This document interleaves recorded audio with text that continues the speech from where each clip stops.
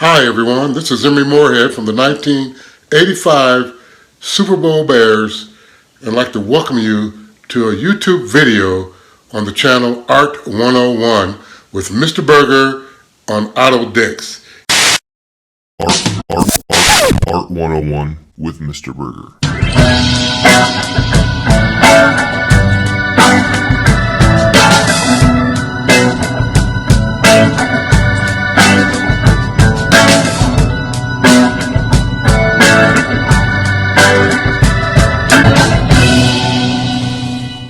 Thank you, Mr. Moorehead, for the kind introduction. And scholars, welcome back to another episode of Art 101 with me, Mr. Burgher. I'm a professional artist and master educator attempting to bring the best in our historical content. If you like this video, Hank and Anita would really appreciate if you'd like, share, and subscribe, right? Yeah.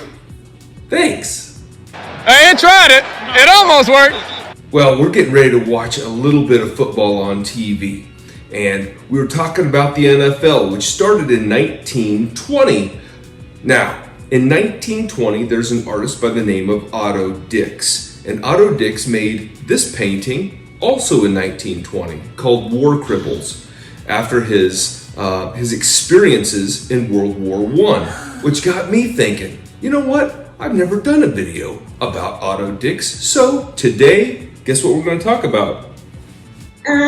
Then dragons and sharks. No, we're not going to talk about dragons and sharks. We're going to talk about Otto Dix. Yeah. Yeah! So here we go. The professional career of Otto Dix as an artist came in a very roundabout sort of way. He was the son of an iron worker and seamstress in an area somewhat removed from the art scene. Otto Dix's formal education would end in 1905, yet Dix was lucky to have a good art instructor that he was able to apprentice with from 1905 to 1909. His name was Ernest Schunke, who definitely recognized Otto Dix's ability and would prepare him for the next level. To the School of Decorative Arts in Dresden. He was there from 1909 until 1914, at which point he decided to join the army at the outbreak of the Great War as a soldier for the German army. You want to come up with a game plan? You come up with a game plan. Now, during those years at school, specifically after the year 1912, he was very much influenced by the Expressionists, Edvard Munch, Ernest Kirchner, among others, would greatly influence the mature works that he would create and direct him toward his involvement with the new objectivity movement that was taking place. Side note, this new objectivity was an emergence in German style in the 1920s as a challenge to Expressionism. It's a very direct sort of reality that focuses on the objective world, yet sometimes in a very twisted sort of way. Otto Dix, along with other German artists such as Max Beckmann and George Gross, were very much the leaders of this movement as it would go forward. This new objectivity was largely about portraiture, which was right up Otto Dix's alley. At a time when photography was diminishing portraiture's importance and the genre was really kind of seen as really unfashionable, Dix was making a living and a reputation out of his unique ability to create portraits. I love just balling with the boys, dude. Balling with the boys, battling. There's nothing better. Dix was very committed to his volunteership during World War I. He was first assigned to a field artillery regiment and then later assigned to a machine gun unit on the Western Front. During his deployments, he was wounded several times. In fact, in 1918, while serving in Flanders, he took a nearly fatal wound to the neck. And the official wounds were most definitely physical, although it probably goes without saying that there was also psychological damage inflicted on Dix. Following the war, he was discharged from the army and began his professional artistic career.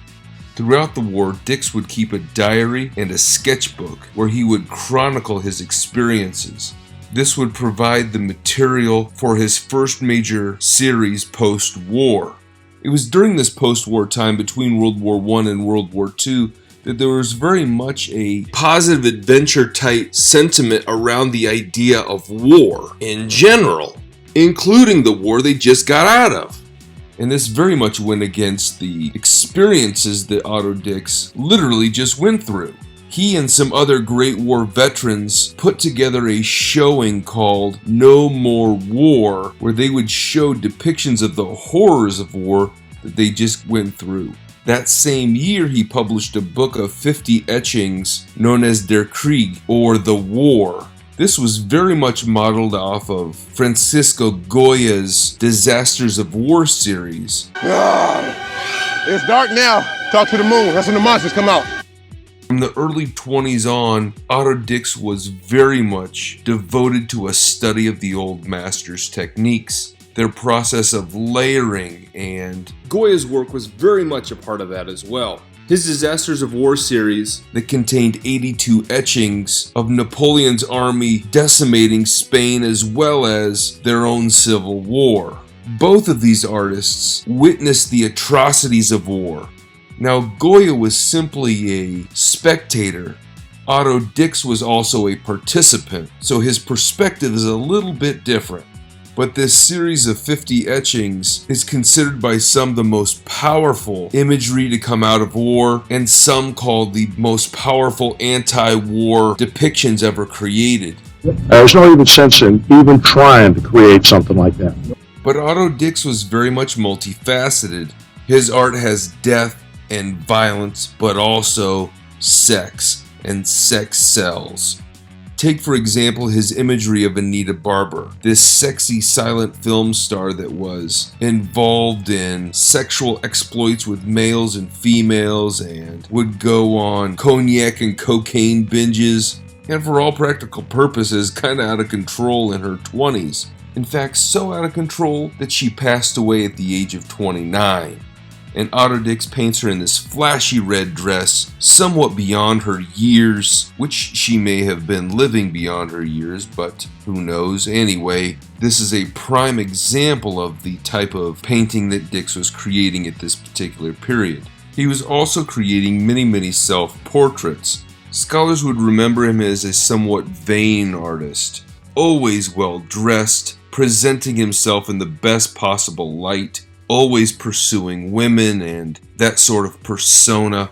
And this is a period through the 20s and early 30s that Otto Dix was really at his prime. He was creating great works of art. He had a teaching position, so he was making money as a professor, teaching students, and things were going well. But in 1933, Adolf Hitler would be named Chancellor of Germany. And when he took power, he waged war on German artists and modern art in general. In fact, Adolf Hitler disapproved of modern art. He disapproved of Otto Dix specifically because of his artistic style, because of his anti-war sentiment, and because he thought that works like War Cripples were disrespectful to the veterans of the Great War.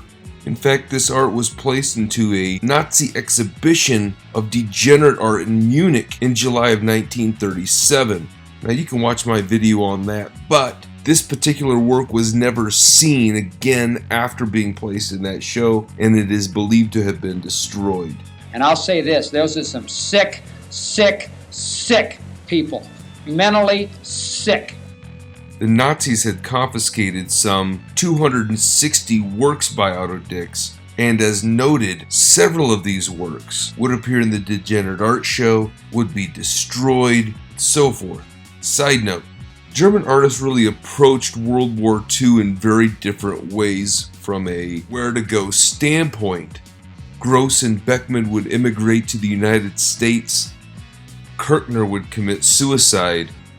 If you or anyone you know is experiencing any suicide-like thoughts, please call the Suicide Prevention Hotline on the screen now. So Otto Dix was removed from his position as a professor of art. His art was placed in a degenerate art exhibition that would label him as a traitor to his country, and yet he decided not to immigrate out of the country because he knew that if he left, his artwork would also be destroyed. So he would move out into the country and live in seclusion and somewhat fade into the background of the art scene for the remainder of his life. Oh man, I love that story. Thanks for letting us tell it. Now we gotta watch a little football. Thank you.